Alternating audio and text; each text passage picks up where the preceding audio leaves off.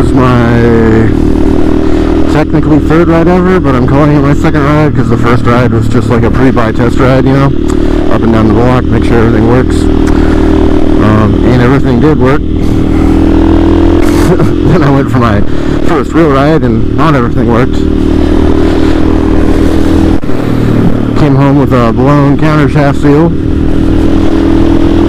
and the blinkers are not working right now, but that's kind of like a back burner issue I don't care too much about. Add singles, get it done. So let me introduce to all 200 something subby dubbies on this Podunk YouTube channel. This is my new to me 2020 500 EXCF.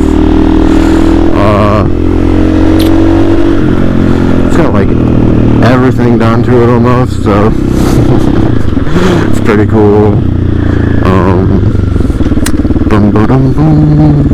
Okay. As you can already probably see, it has a get ECU. Nothing too crazy for tune-wise. Map 1 is pretty much stock power, but just smoothed out without the emissions shit. And then map 2 is power up map, but kind of still focused like on longevity, so it's only just a little bit more. My handy dandy little map switcher here. I'm planning on just riding map 1, getting used to the bike, and got the traction control knob over here. That's pretty freaking cool. I'm on 0, right? Yeah, it puts on 0. Because the other day when I rode it, it was only in TC3. And oh boy, did it hold the bike back. And it took me a minute to figure out why the bike felt so slow. Kind of funny. But anyways.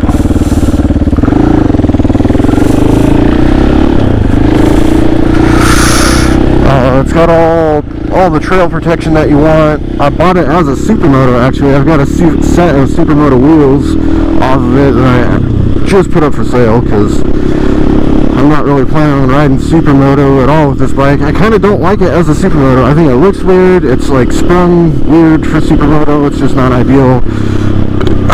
Maybe. I don't know. Coming off my 690, I just don't really want this as a Supermoto. I did sell my 690, so this is my only bike right meow. That last video I did a couple months ago made me just crave to do some more actual real off-roading with a real dirt bike. But I don't have a truck, so getting one is not really an option financially. Dual Sport is the next best thing, so I bought it to do mostly just like day rides, some like light ADV stuff, maybe like first leg of the Washington BDR or something like that, Oregon BDR. I don't know. Hopefully I can get more hardcore into off-roading though, because it is my roots and I miss it a lot. If you are a recent sub and haven't watched old videos, I broke the fuck out of myself racing motocross in 2011. Broken back, broken hip, femoral head through the acetabulum out the back. It was all bad shit. So I got that permanent pimp limp, no big deal. I'm feeling a lot better about riding off-road these days than I did after when I first recovered. So I was also trying to ride the motocross track as soon as I was able to ride again, and that was just not working out. So my plan with this bike, it is an experiment, but it is a very financially stable experiment because I got a sick deal on it. I could sell it for more than I bought it for. I've got all the stock parts that I could put back on it and sell all the aftermarket shit separate and make a buck. So I was actually about to buy a brand new 23. I was at the credit union waiting for those MFers to send over the purchase order, and it just never came. I sat there for a couple hours waiting. I called the dealer, I emailed the dealer, and they just never picked up the phone, never responded to an email. And it was like, and I even left voicemails too, and it was like I never tried to get a hold of them. They never even called me back. I don't know what the hell, man. So they missed out. So that, I guess, you know what, it wasn't meant to be, because I got this bike for like $4 grand less than a new one with everything already done to it, so I barely had to spend any money on it except for like a counter shaft seal, which took 15 minutes of my time and $4 out of my pocket, so I am not mad about that.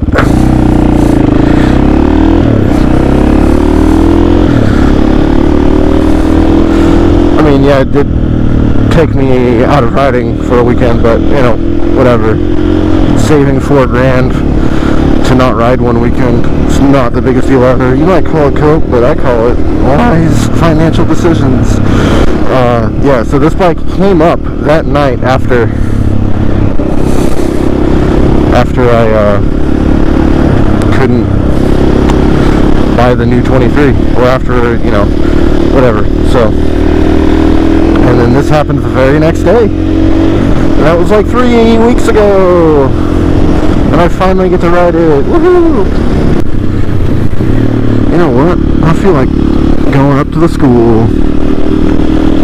I feel so naughty on this thing, like way more than a supermoto, having knobbies and stuff. I have no one behind me, so fuck a hand signal. Okay.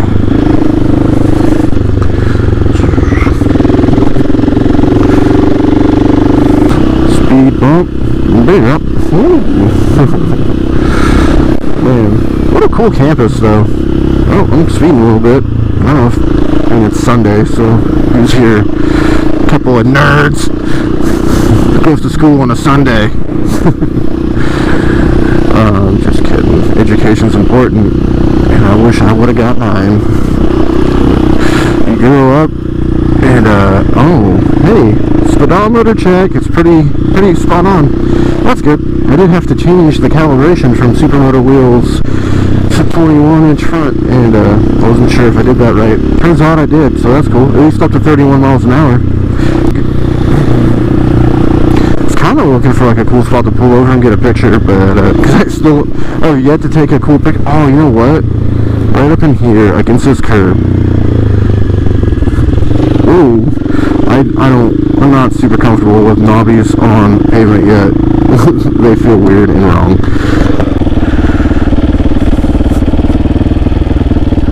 Hello, neutral. Where are you?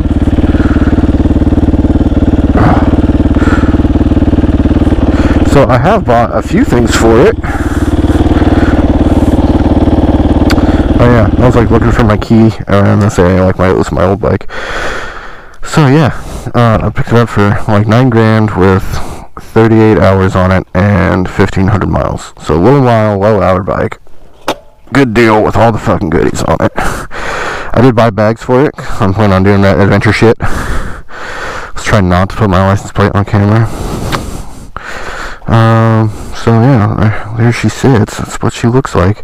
I bought the bar pad, and I bought those giant loot bags, and then I bought a couple heavy duty inner tubes and some spoons.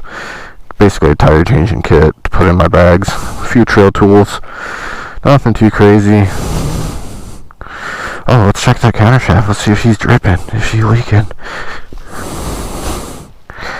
I think there's some residue that I didn't get cleaned off, but I think we're good. Oh, if you're not aware what a countershaft is, it's what this bolt plugs into, what the front sprocket rides on.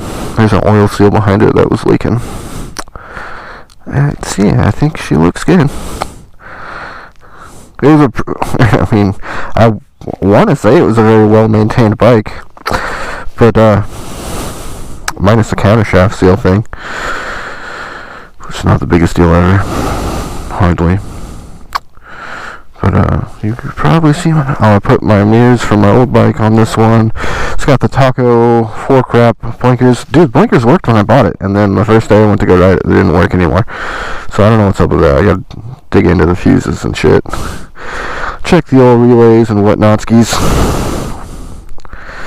Let's see, KTM rear rotor guard. I think it's in the Cherubi's front rotor guard, Cherubi's skid plate, Cherubi's engine protection, some cool little aftermarket toe lever on the brake pedal. And then we got the end cap. Basically everything, from what I understand too, the previous owner, almost everything he got for this bike, he bought from Taco Moto. Taco gave him a list. Mike at Taco Moto Co. gave him a list of what he thought he should buy for the riding that he wanted to do. So I kind of want to call it like a Taco built bike, because that sounds cool to say, but there's also a couple little hints of jank here and there. I don't know. Like, this dude, he had the bars rolled so far back, it was like just ridiculous. And so he had to shave this wraparound handguard mount to like clear this cable. But if he would just rolled the bars up, these cables fit in here fine. I don't know, kind of a ridiculous. And then where is it? Oh, clutch side. Yeah, he shaved this knob so it wouldn't touch this, instead of just getting a different one. Like, I understand wanting to save money and like, I don't know, like, I'm not knocking him for DIY stuff, but at the same time, like, oh shit, my kickstand didn't like that one, did it? Oh man. Yeah, so with my hip issues, it's kind of tricky for me to get on and off the bike. This is a better way to do it, so I don't break my kickstand.